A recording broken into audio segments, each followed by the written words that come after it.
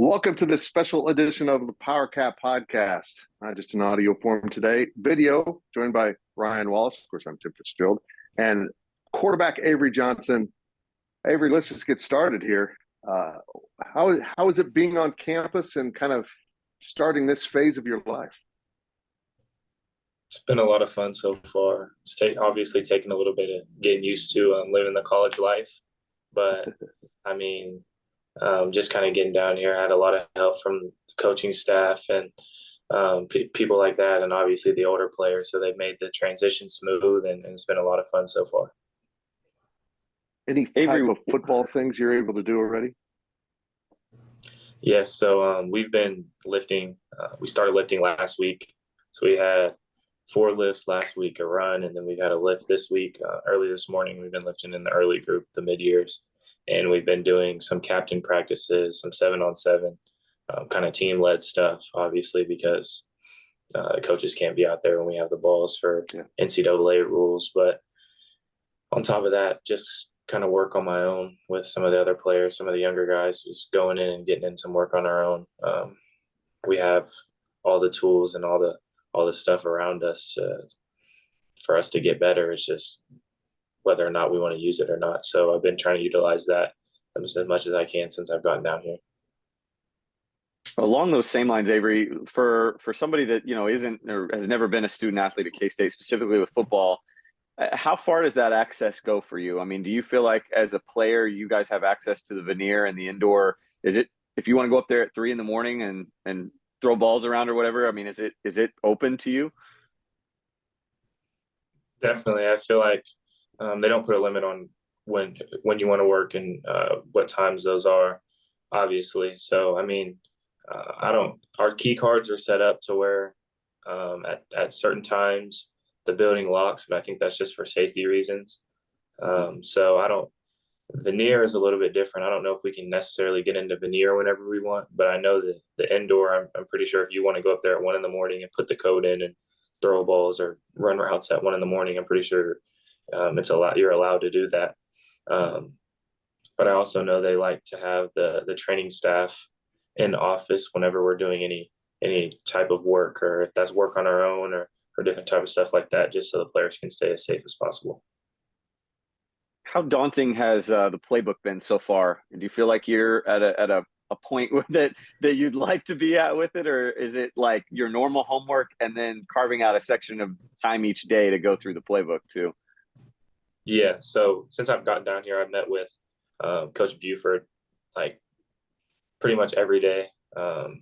We've missed a few days here and there just because our schedules didn't match up or he had something else going on. But whenever I can, I try to match up with him since CK has been on the road recruiting, and just kind of go over the playbook for an hour, 2 hours, however much time we have.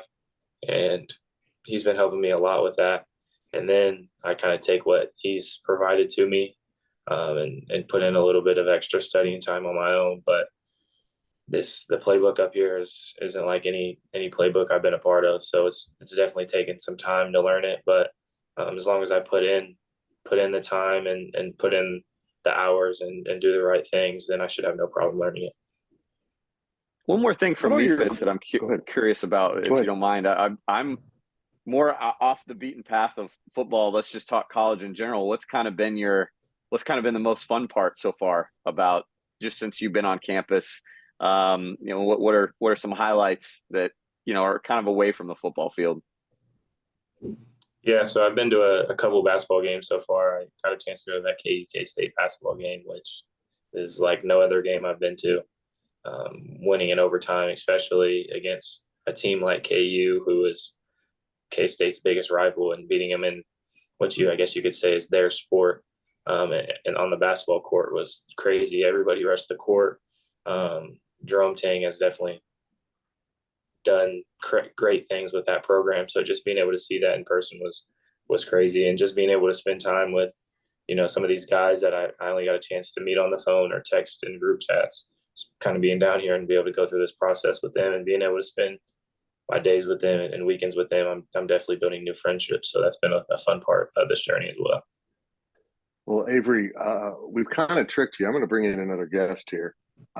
We've invited someone to join us here. Hopefully he'll turn on his camera. He's connecting right now. To kind of talk to you about what it's like to be a freshman on campus, getting thrown into everything, and becoming a part of the football program as a quarterback. And hopefully we'll get him here in a second. Josh Freeman, former Kansas State quarterback, joins us now. And of course, Josh played in the NFL a long time. Josh, thanks for joining us. Appreciate it very much. Hey, thanks for having me.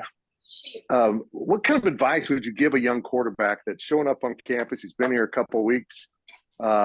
He's got a lot to learn, something you've been through. So what kind of advice would you give Mr. Avery Johnson? I mean, so long ago, but take it all in stride. It's kind of a really cool opportunity, especially leaving a semester early, getting in there, and you'll have an opportunity to meet, and get acclimated with the players. You'll have a chance to do the off-season workouts, and by the time your class guys in your normal class get in, you'll already have good footing, and they'll look to you for leadership. They'll have all sorts of questions, advice. And then it'll also give you a chance to bond with the older players, because, as a quarterback, you're the leader. And it'll give you a chance to get in there and show these guys what you're about, whether it's just off-season workouts or, throwing the ball around or just hanging out around campus. So it's definitely exciting. And, and you obviously know how to play football. So just focus on taking care of everything around that and make sure you've got a clear head and everything kind of out of your way so you can focus on football. Josh, what would you say were some pros and cons to being an early graduate out of Grandview?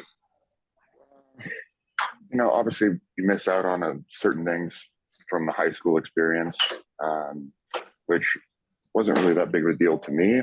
But I definitely had FOMO a little bit when my friends were, getting late in the semester, and they're all calling like, "Hey, how's it going?" I mean, I'd go back every now and then on a weekend, but that's really the only con that I saw. From a pro standpoint, there's so many. The idea of getting in and having an extra, the whole semester, you have spring ball. It's really, really, really important, especially, obviously you're a competitive guy and you're going to want to get in there and, throw your hat in the ring.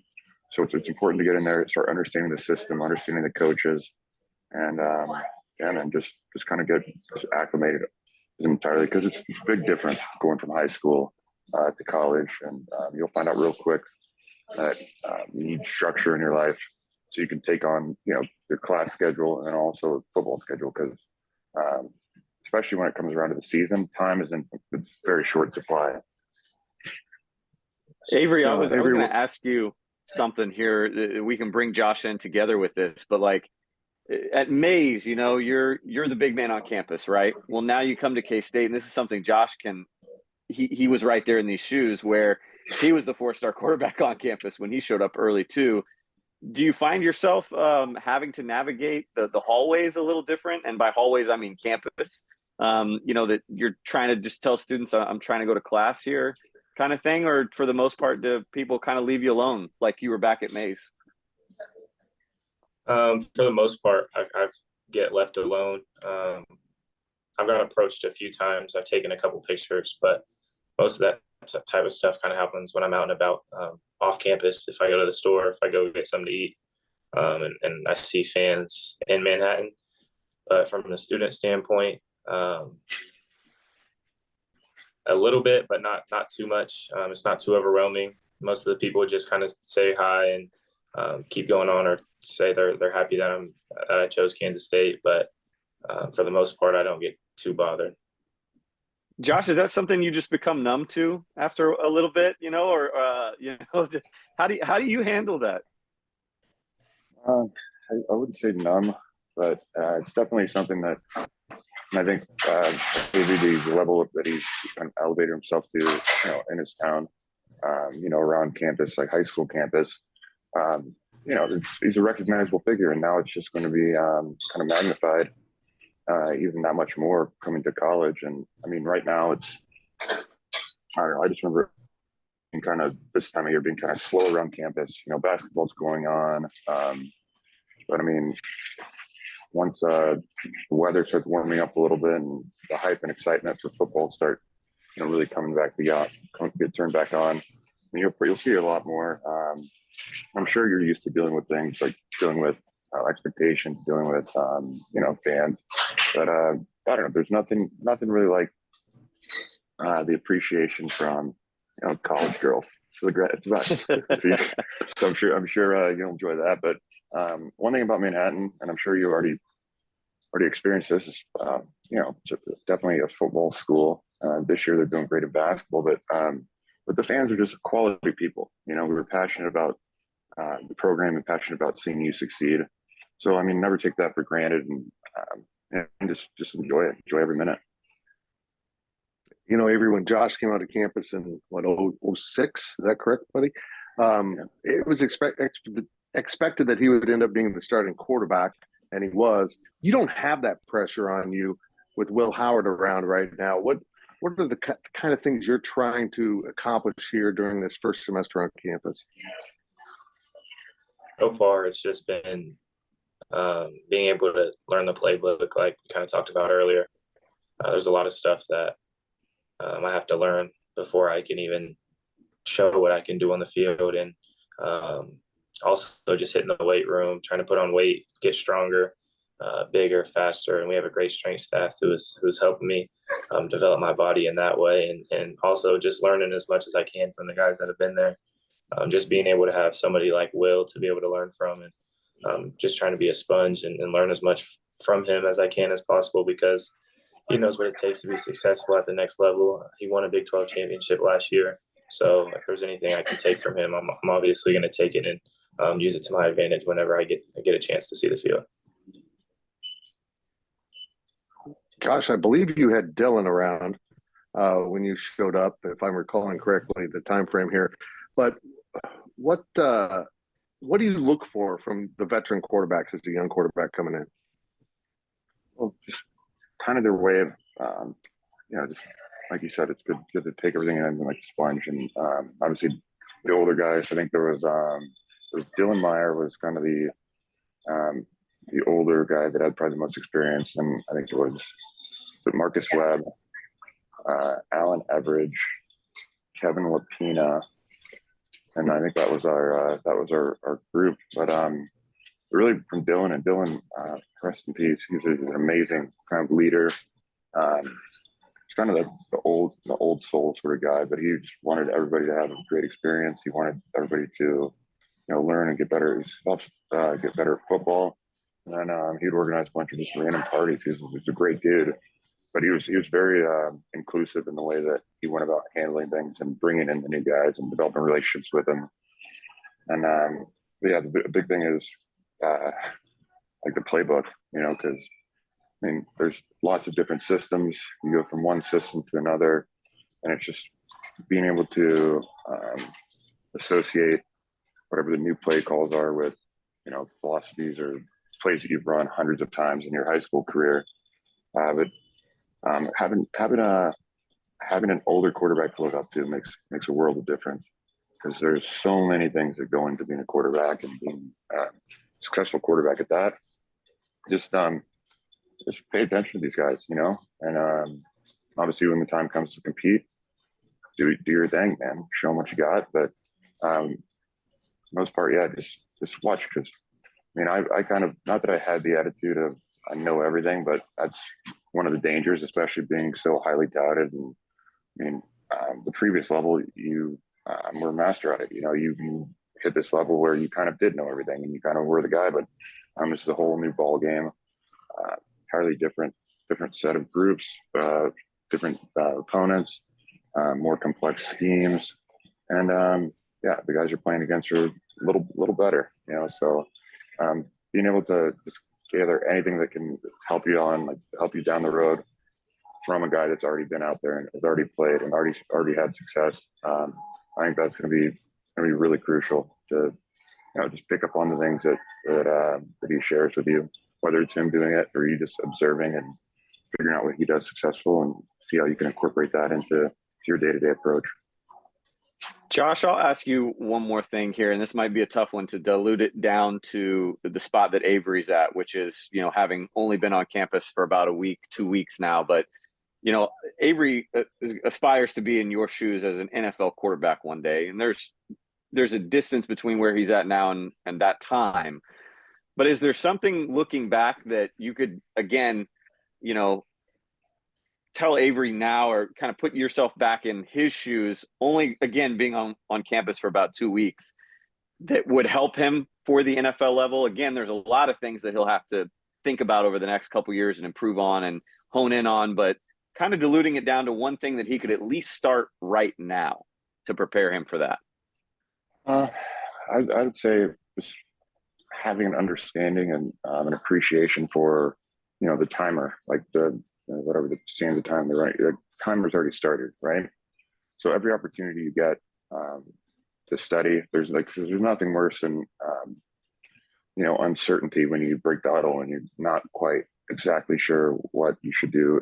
So I'm sure you have access to the playbook at installs, and the coaches are always happy to share whatever. And I'd say just being a student of the game when it comes to understanding your playbook, a student of the game when it comes to learning your teammates.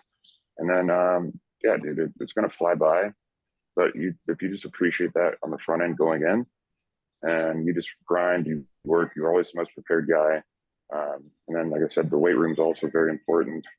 I don't know, I was about 215, I think, when I first got there, maybe 220. And by, I'd say, the end of my freshman season, I was getting close to 250. So the weight room's definitely going to be a different thing. They got the training table, so the diet. But you're young, dude, but just don't take your youth for granted. You left high school early and you're on campus early. Maximize that time, maximize that potential. I remember I used to have it's kind of creep in where it's like, oh, well, I'm here early, I'm getting a jump start, I've got time.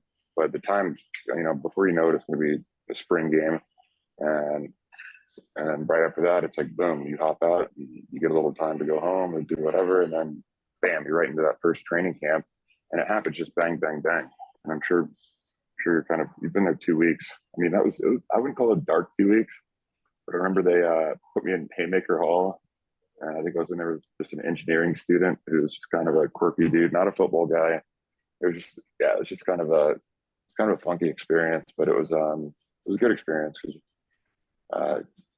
there's definitely something to be said for being on campus and getting there early, getting to talk to the coaches, getting to kind of see what K-State's offense is going to be about. And then it's also great that you get to show them you know what I mean? Obviously you've known these coaches, you've talked to them in the recruiting process, but now you're actually there. So now they can actually see you and actually start working towards, what their goals are for you. And they just get to see you on a day-to-day basis, because a highlight tape's one thing, but being able to consistently come in and be that guy, be a leader, be a hard worker, that's another thing. So I would say take every advantage of being there early and having the time around the coaches, the other players, and dude, I think you're going to be great.